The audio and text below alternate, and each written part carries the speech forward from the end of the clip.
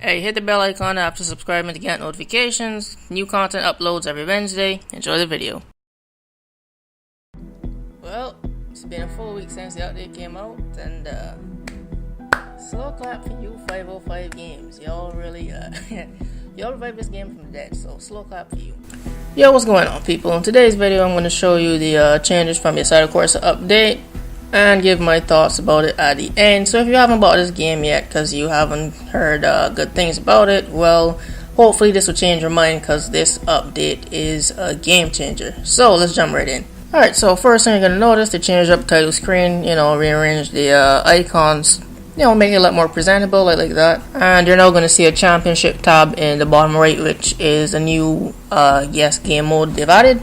So you go into this, you have the general settings, you can name your championship, and then next up you pick your track, time of day, realistic settings. Then after that you can go and select your car, you can pick your car, you can choose how many opponents you want, the cars they drive, different liveries. And then lastly you set up your point system for the championship. There are 3 different sets. Then after that you just race, and every time you finish one race it unlocks the other, depends how many races you have in the championship. And that's the rundown for the championships mode. Next up is, well, half the reason I'd say this update revived Assetto Corsa, the addition of custom lobbies to console. Yeah, finally added them, been waiting for this for months and it's finally here. So this is what the setup screen looks like. After going to the online tab, hit create lobby and it's going to land you right here. On the far left you have the names, you can set the lobby privacy, invite only or have it public but have a password onto it. Next to that is weather conditions and the race settings, laps, practice time, all of that. You can even skip some of this and jump right into 5 minutes of practice and just start the race. And to the far right we have the assist, and in the bottom right we have the realism tab. You can turn on and off mechanical damage and the fuel consumption and other settings like that. When it comes to selecting your cars, you can go all the way up to 16, but every time you pick the same car with a different livery, it counts as another car. I didn't like that at first, but I mean, yeah, I understand it now. But just keep that in mind when selecting cars and you should be fine. The servers are still giving trouble when creating lobbies sometimes though. You just have to keep hitting create lobby and wait like 15-20 minutes until your server actually gets made. Apart from that, one time I came across this, I don't know if it's a bug or something, but it kept telling me profanity not allowed in my lobby name, and there was no profanity in it, so I don't know what's going on there. I had to restart the game. But yes, I think these server issues, I don't know, it just launched, so I guess within a few weeks servers should be fine and you should be able to create some without a problem. Now let's get into the cars that they added with this update. We're going to start with the Audi S1 first. Straight off the bat, this car sounds freaking amazing. First time driving it, I just sat under the pit stop and I just kept revving it for like 2 to 5 minutes. It sounds really good. This is such a fun car to drive. I'm just going to stop talking. Listen to this.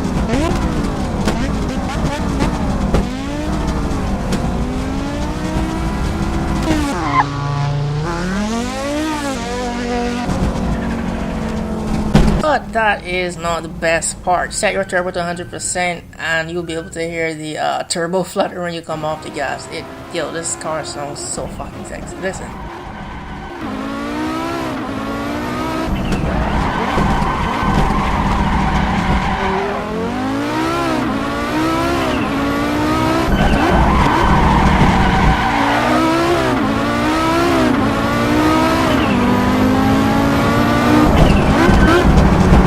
In terms of handling, this car does not need that much tweaking in setup. The only thing I really change is the gear ratio or the tire pressure depending on the track. But yeah, almost it's a pretty fun car to drive and it sounds amazing. But onto my favorite car from this update, it's the Mazda 787B. This car sounds amazing as well. Not as good as the Audi, but it still sounds good nonetheless.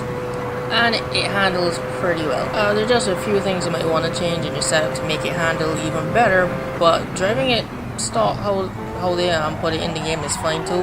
And lastly, I don't give a fuck who gets mad at this, but I love to drift this car. I know some people are thinking like, drifting a supercar, what the fuck are you talking about? Yeah, just drop this car down to first gear and hit full throttle, and the backhand is gonna kick out and you just control it around the corner. It's so much fun. Next up is new BMW N4 Akrapovic. Not really a fan of this one. It looks good, it sounds okay, but in terms of handling, I don't really like it. I spent a huge chunk of time trying to tweak it so it doesn't slide as much, but it still slides regardless, and it goes from understeer to oversteer real quick, so there's that too. But then again, I am playing on a controller, so maybe if you have a steering wheel you can control it better than I can. Next up is the Miata. I actually forgot about this, but this is what it looks like when you change the cockpit view. This is the settings right here. I set mine all the way back to 90-degree view. You can see a lot more of what's going on rather than their default view. Kind of felt like your eyes were just, glued right there close up to the steering wheel. You couldn't even see the side mirrors sometimes in some of the supercars. So yeah, I prefer this wide-angle view, but this is the Mazda Miata NA. Not really much to say about it. My friend likes it a lot more than I do. It's a cool car to go cruising certain maps in. Has a ton of body roll, and the lights do flick up. That's a cool thing that I like. Yeah, it sounds it sounds okay. If you really like this car and you want it to handle pretty good, then you're gonna have a lot of tweaking to do in your setup.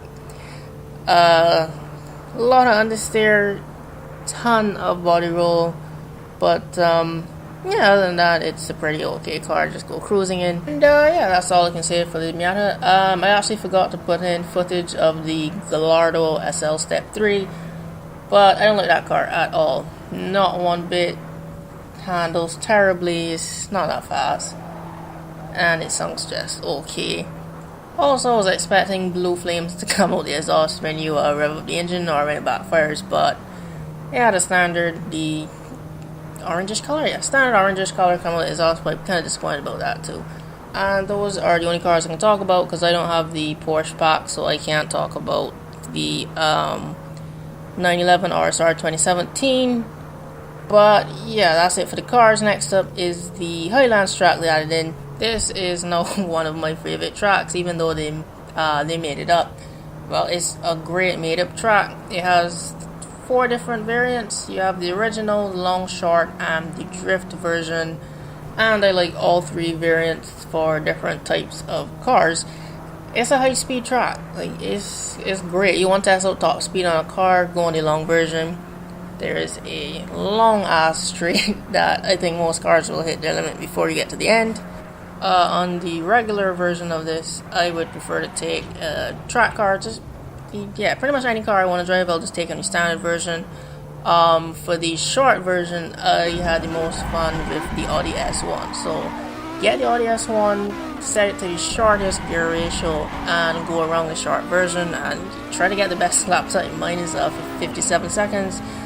See if you can do better than that. And for the long version, I think that shines best when you're driving a Formula 1 car. That same long straight I was talking about just now, you take a Formula 1 car down there and you're barreling going on that road, 200 miles an hour, wind cracking in your face, trying not to crash. It is amazing. I love this track. For my overall thoughts on this update, this was a great update. It brought Assetto Corsa back from the dead. I'm not even exaggerating. Take a look at this server list. This was around Saturday. So many different people had their own lobbies online. People had F1 only servers, there were drift servers, there were people who just wanted to cruise around. I've never seen so much people online on this game at one time. Like I said at the beginning, half the reason that this update is so great is because they added custom lobbies. The other half is that they tweaked the physics engine, and a lot of the cars handle much better now. Before, in the past, majority of people only went in GT3 races because they were the best handling cars. I've said before in my video before this patch came out that it was very punishing to play this game on a controller. It was kind of difficult, but it has been fixed. We can drive a lot more cars, and it's not just me. A lot of other people I asked who own the game as well, they're like, it feels better. The cars are a little bit easier to control. This is footage of me driving a McLaren P1. I could not do that in the past because any of these high tier supercars like the Zonda or the FX XK, you try to drive them and it felt like you were driving on fucking ice skates. Like you brake and the car would still be going. It wouldn't turn. It just handled, not that great. I'm not saying that they drive perfect stock, no, but when you actually tweak them, the handling is much better. Like it's actually controllable now. So I'm really glad of that. So this is a great update. I can actually recommend this game though. Before it was like buy it at your own risk because a good set of the cars don't handle that great. And if you don't have a steering wheel, that's another negative. But no, I can fully recommend this game to people. You want to try something new, you want to take a step away from the arcade games, you want to try simulation, then sure, try this here. I've said in the past that I would never buy the season pass, mainly because of the cars they bring out. But another part of it was that the cars did not handle that well. But since this update, I would feel okay actually buying them at pack. And the one I have in mind is a new one that they actually announced recently. It's called the Ready to Race DLC. Does not have any Ferraris or Porsches. I think they added Audi and a Maserati, and they actually put in one of my favorite cars, the McLaren P1 GTR. So I'm actually going to consider buying that pack. The handling physics is much better now, so my only suggestion is that keep bringing out cars like you do for PC as often on PS4 and Xbox. Then this could be great. This could be a really great game, and I would buy the season pass. Just add an Evo in the Japanese pack, please. Just add in some Evos or subs, just more JDM cards. But yeah, we're going past the 10-minute mark, guys, so I'm going to wrap this up. All in all, great job, 505 games with this update. I've played every single day since it dropped. Great job, guys. But that's the end of this video, guys. If you found this helpful, you can leave a like, comment down below. What's your favorite part of this update, or what's your favorite car? Share this video around, and don't forget to subscribe for more update videos. New content uploads every Wednesday, and I will see you in the next video, guys. Thanks for watching.